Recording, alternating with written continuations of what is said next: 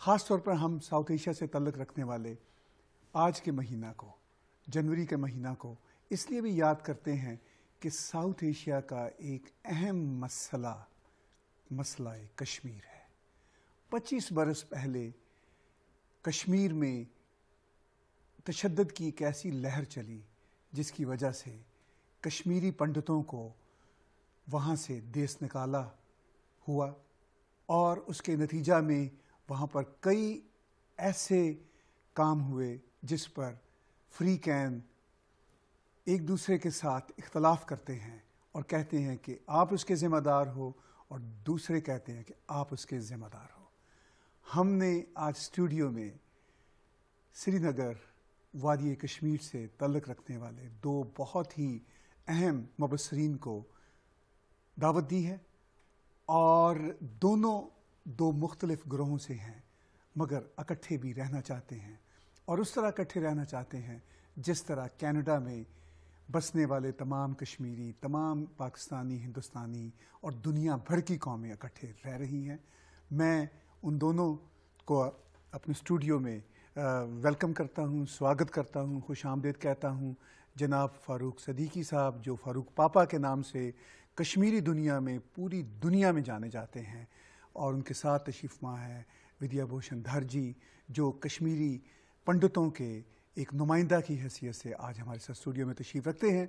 मैं विद्या धर जी आपसे बात शुरू करता हूँ इसलिए कि 25 बरस पहले जो कश्मीर में हुआ उस पर कश्मीरी पंडित आज भी उस गम को नहीं भूले, तो क्या हुआ हमें थोड़ा सा और हमारे नाज़रीन को थोड़ा सा बताइए।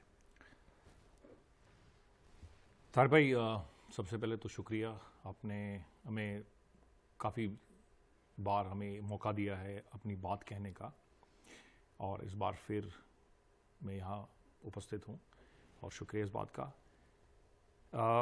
एक ज़ख़म है बेसिकली जो 25 साल हुए हैं अभी तक भरा नहीं है और जब भी कोई ऐसे वाक़यात होते हैं ये ज़ख़म फिर ताज़ा हो जाता है। आप वहाँ थे 25 साल जी। 19 जनवरी 1990 की बात है। खैर इसका जो पस मंज़र है वो बहुत पहले लिखा गया था। फारूक साहब यहाँ बैठे हुए हैं।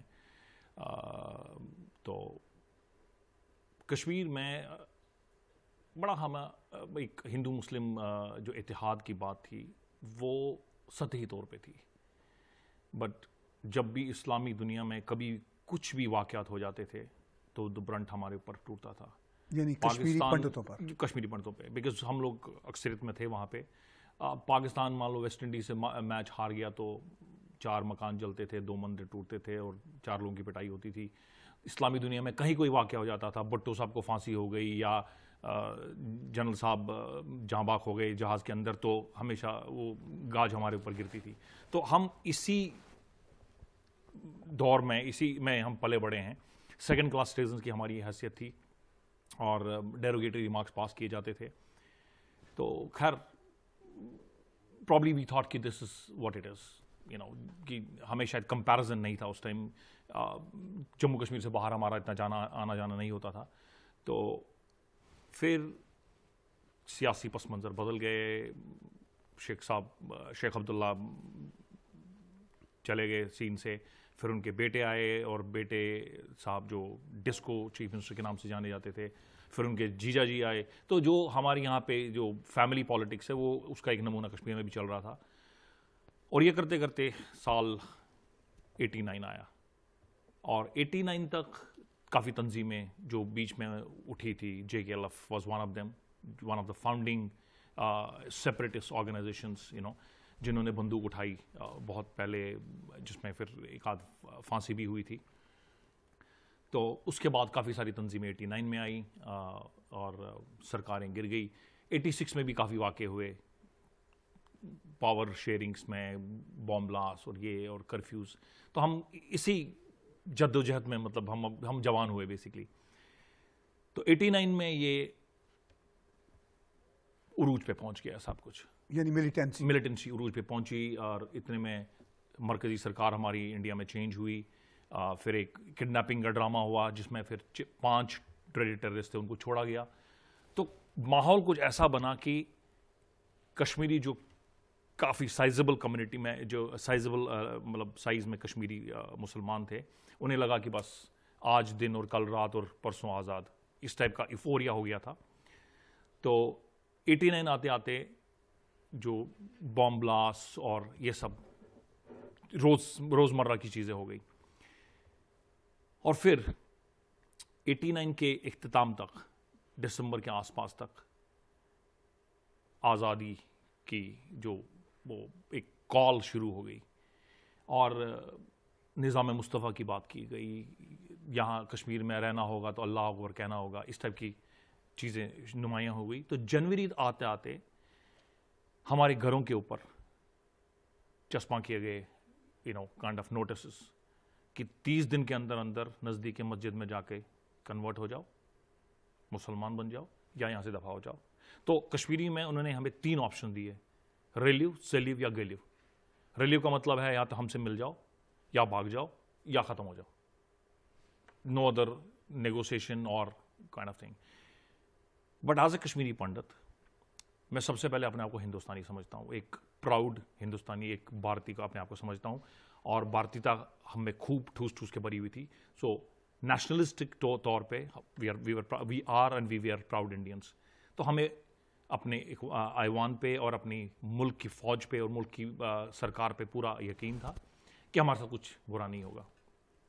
और 19 जनवरी आते आते चुनिंदा, सितंबर से एक्चुअली हुआ, सितंबर 89 में आरएसएस के एक बहुत बड़े बानी थे पंडित टीकालाल टपलू, उनका डेयर डेविल एक बिल्कुल कोल्ड ब्लडेड मर्डर किया गया, और ऐसे चुनिंदा कश्मीरी पंडितों को चुन चुन के मारा गया। अब वादी में बिल्कुल दहशत का माहौल है, और फतवे जारी हुए, पॉलिटेक्निक, विमेंस पॉलिटेक्निक उड़ा दिया गया, और कॉलेजेस बंद हो गए, वाइन शॉप्स बंद हो गए, टूरिज्म पूरा चरमरा गया। और आते आते अब जनवरी आ गई, और तब तक भी सब कुछ ठीक ठाक चल रहा है। फारूक अब्दुल्ला की सरकार थी, और 19 जनवरी को फारूक अब्दुल्ला ने रेजिग्नेशन दे दिया, 18 या 19 को जो भी है, मुझे डेट एग्जैक्टली याद नहीं है। और सेंट्रल गवर्नमेंट ने जगमोहन को फिर एक बारी वापस कश्मीर भेजा as a governor to basically tackle things. काफ़ी हालात ख़राब थे, it was complete failure of intelligence and everything. और वो जो रात थी वो हमारे लिए क़यामत की रात थी। तार साहब,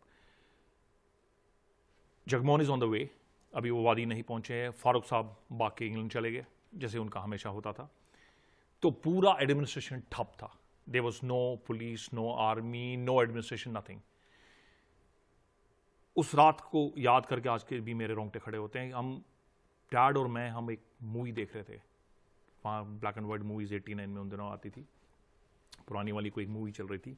मेरी मदर और दोनों सिस्टर्स सोने चले गए थे। 11:30 के करीब रात को आवाज़ें आनी शुरू हो गई कि जैसे बहुत बड़ा जलूस चल रहा है, और उसके बाद लाउड स्पीकर से फतवे शुरू हो गए, नारेबाजी शुरू हो गई। It was a cacophony of noises, मतलब रोंगटे खड़ी करने वाली बात। उस सर्द जनवरी की रात को ये वाक़या हुआ। बाहर आके देखा तो हज़ारों की तादाद में मशाले लेके लोग सड़कों पे उतर आए। और आपको याद हो 89 में रूस में भी चेंजेस आई थी, और जागो जागो सुबह हुई, रूस के बंधन टूट गए, जुल्म के बंधन, इस तरह के नारेबाजी हुई, और आज़ादी एज इफ इट्स डन। और सिस्टमेटिक तरीके पे मस्जिदों की मीनारों से कैसेट्स, जिनमें खुतबे टाइप में टेररिजिंग मतलब नारे दिए गए।